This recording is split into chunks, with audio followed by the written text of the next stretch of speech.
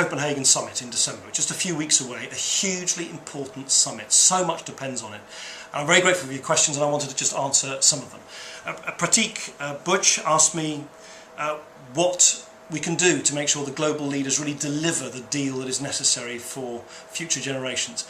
I think global leaders have got to say clearly in Copenhagen that we've got to reduce or put a cap on the increase in global temperatures. People have been talking about 2%. I think it might need to be lower than that, 1.7%.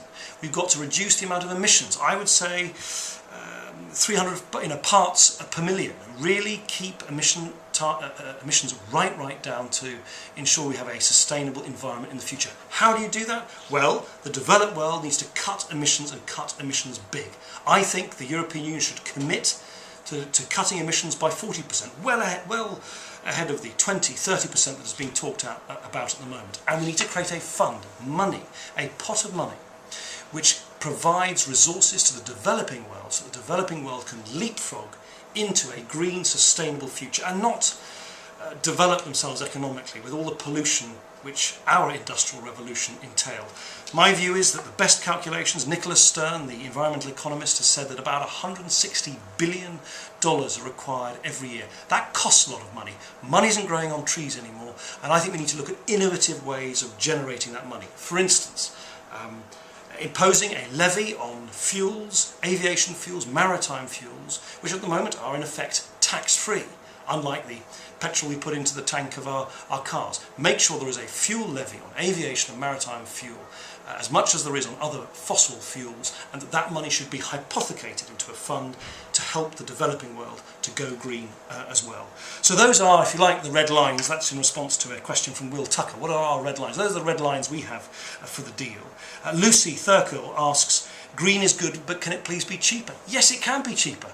This isn't only good for our planet, it's also good for our pockets. Just think about home insulation. 27% of carbon dioxide emissions in this country come straight out of our windows, through the roofs of our homes. If you were to insulate the housing stock of this country better, then it would not only be better for the planet, it would also mean people would spend much less money heating their homes. So it's not only good for the planet, it's good for your bank balance too.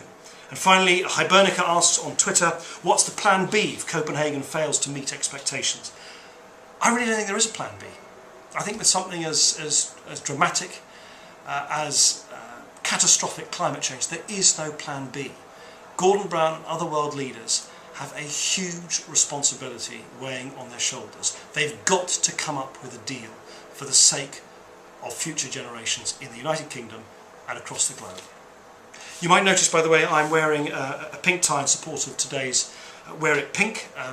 It's a day where we raise awareness of breast cancer, and if everyone were to wear pink today and make a donation to the breast cancer campaign, then I hope we would provide both money but also raise awareness of this terrible cancer.